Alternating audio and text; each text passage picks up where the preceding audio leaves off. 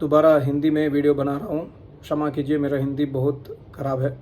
फिर भी किसी ने पूछा कि आप ये सब्जेक्ट हिंदी में भी बनाइए, तो छोटा सा बना रहा हूँ।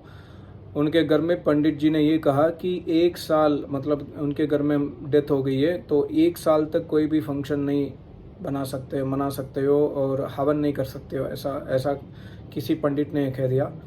तो मैंने जैसे कल एक वीडियो बनाई इंग्लिश में, उसमें ईश्वर ने ये कहा कि मेरे आचार्य जी का आर्टिकल कि भस्मांतं शरीरम ओम कृतो स्मर क्लिबे स्मर कृतं स्मर, यजुर्वेद 40वें अध्याय 15th मंत्र में ईश्वर ने ये कहा कि भस्मांतं शरीरम, शरीर को भस्म होने के बाद कोई भी कर्म नहीं रह जाता है, वो शरीर भस्म हो गया। जीवात्मा यजुर्वेद में 39th अध्याय में 12 दिन तक जीवात्मा बाहर घूमती है और 13th डे उग्रश्च भीमश्च ऐसा मंत्र आता है। 13th डे वो गर्भ में चले जाती है। उग्रश्च मतलब जैसे क्रोकोडाइल का गर्भ में या कोई और शेर चीते के गर्भ में, उसके कर्म के हिसाब से, या मनुष्य के गर्भ में चला जाएगी वो जीवात्मा। तो 13th डे अगर उसको गर्भ मिल गया, शरीर मिल गया, तो हम जो 1 साल तक ये दुख मनाते हैं, फंक्शंस नहीं मनाते हैं, 1 साल तक हम उसको हर एक महीना एक फंक्शन करते हैं, उस जीवात्मा को खाना खिलाते हैं, ये सब बहुत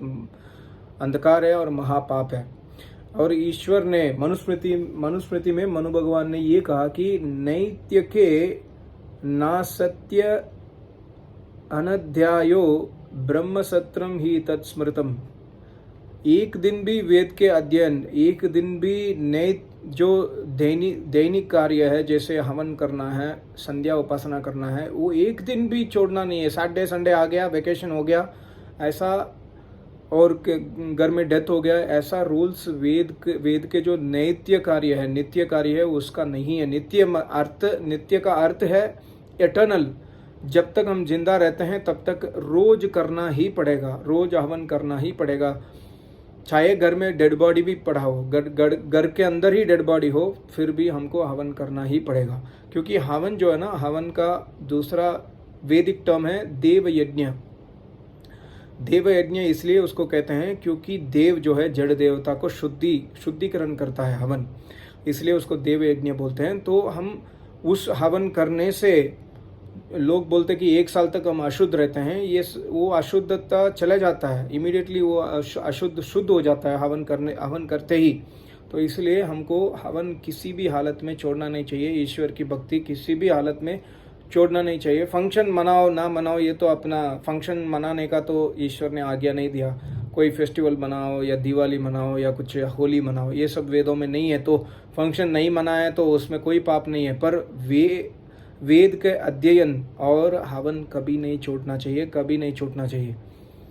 ये ईश्वर की आज्ञा है। मनुस्मृति 2/106 यही कह रही है कि नैत्य के ना सत्य नास्तय अनध्यायो अध्ययन, वेद का अध्ययन मत छोड़ो, और नित्य कर्म जो है उसका छुट्टी नहीं दो, ऐसा मनुस्मृति का 2/106 कह रही है।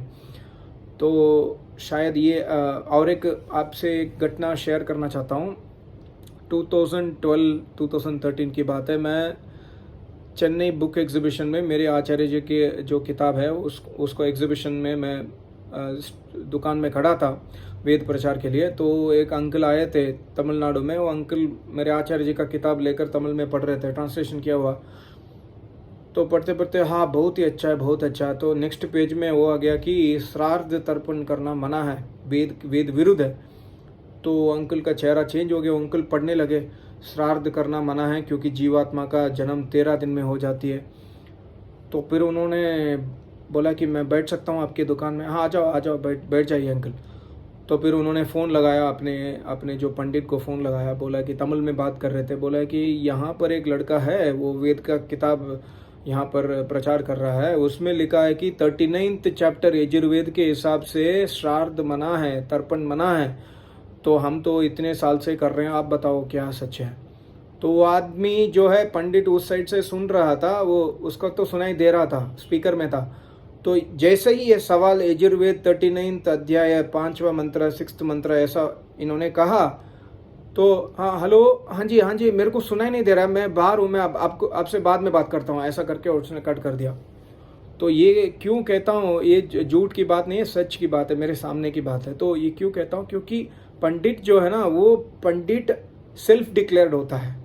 वो पंडित जो है ना, आगमास पढ़कर पंडित हो जाता। आगमा जो है, इंसान ने लिखा है कितने बजे उठना है, कितने बजे नहाना है, मंदिर में कैसा प्राण प्रतिष्ठा करना है, ये सब आगम विधि है। पर ये वेद विरुद्ध है। तो हमको वेद के नियम को ही पालन करना होगा हर हालत में। ये ईश्वर के आज्ञा है। सबको नमस्ते। ओम।